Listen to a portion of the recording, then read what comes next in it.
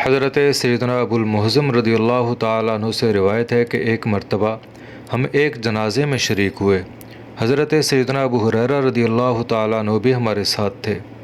واپسی پر حضرت سیدنا امام حسین رضی اللہ تعالیٰ عنہ کو تھکاوٹ محسوس ہوئی تو ایک جگہ آپ رضی اللہ تعالیٰ عنہ استراحت کے لیے یعنی آرام کے لیے کچھ دیر بیٹھ گئے۔ حضرت سیدنا ابو ہریرہ رضی اللہ تعالیٰ عنہ اپنی چادر سے حضرت سیدنا امام حسین رضی اللہ تعالیٰ عنہ کے پاؤں سے گرد و غبار صاف کرنے لگے تو حضرت سیدنا امام حسین رضی اللہ تعالیٰ عنہ نے انہیں منع فرمایا۔ اس پر حضرت سیدنا ابو ہریرہ رضی اللہ تعالیٰ عنہ نے عرض کی کہ اللہ عز و جل کی قسم، آپ رضی اللہ تعالیٰ عنہ کی جو عظمت میں جانتا ہوں، اگر لوگوں کو پتہ چل جائے تو وہ آپ رضی اللہ تعالیٰ عنہ کو اپنے کندھوں پر اٹھا لیں۔ حضرت سیدنا ایزار بن حریث رضی اللہ تعالیٰ عنہ فرماتے ہیں،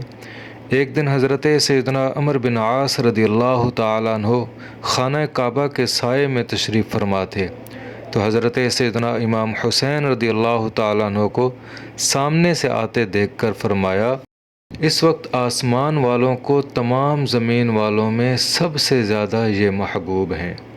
حضرت سیدنا محمد بن ابو یعقوب رحمۃ اللہ تعالی علیہ فرماتے ہیں، ایک مرتبہ حضرت سیدنا امیر معاویہ رضی اللہ تعالیٰ عنہ کی حضرت سیدنا امام حسین رضی اللہ تعالیٰ عنہ سے ملاقات ہوئی تو حضرت سیدنا امیر معاویہ رضی اللہ تعالیٰ عنہ نے خوش آمدید اے ابن رسول کہتے ہوئے ان کا استقبال فرمایا اور حضرت سیدنا امام حسین رضی اللہ تعالیٰ عنہ کی بارگاہ میں 3 لاکھ درہم پیش کرنے کا حکم ارشاد فرمایا۔